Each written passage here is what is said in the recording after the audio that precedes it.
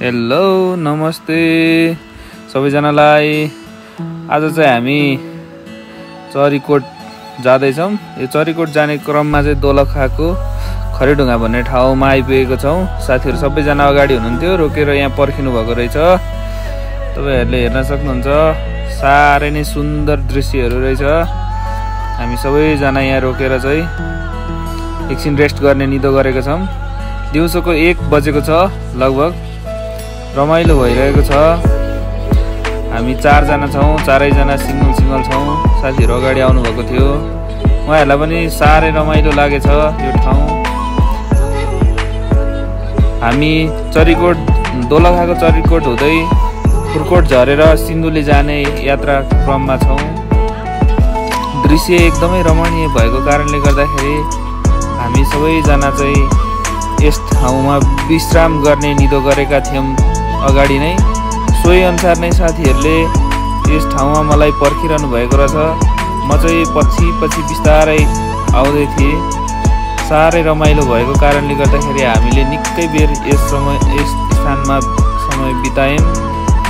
तपाईँहरूले हेर्न सक्नुहुन्छ, यो आन्तरिक पर्यटनको लागि पनि सुन्दर पर्यटकीय क्षेत्र भएको महसुस गरेको छौँ हामीले।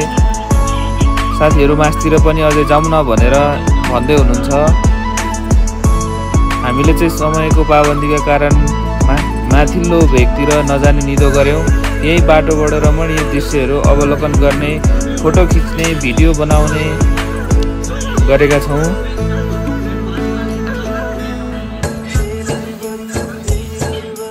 यात्राको क्रममा यस्ता रमणीय दृश्यहरू आउँदाखेरि हामी मजाले अवलोकन गर्ने, भिडियो खिच्ने, फोटो खिच्ने गर्दछौँ हरेक ठाउँमा। मेरो भिडियो बनाइदिँदै हुनुहुन्छ।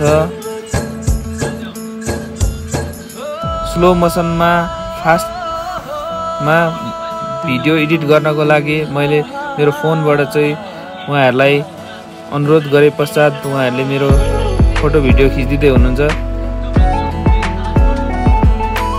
साथीहरूलाई पनि साह्रै रमाइलो लागेको कारणले गर्दा मेरो भिडियो खिचिसके पश्चात उहाँहरूले पनि पालो भिडियो फोटो खिच्नु भएको छ र मैले खिचिदिएको छु। यसरी हामीले यात्रामा विभिन्न स्थानहरूमा विश्राम गरेर निकै नै रमाइलो क्षणहरू बिताउने गरेका छौँ। अरू बाँकी दोस्रो पार्टमा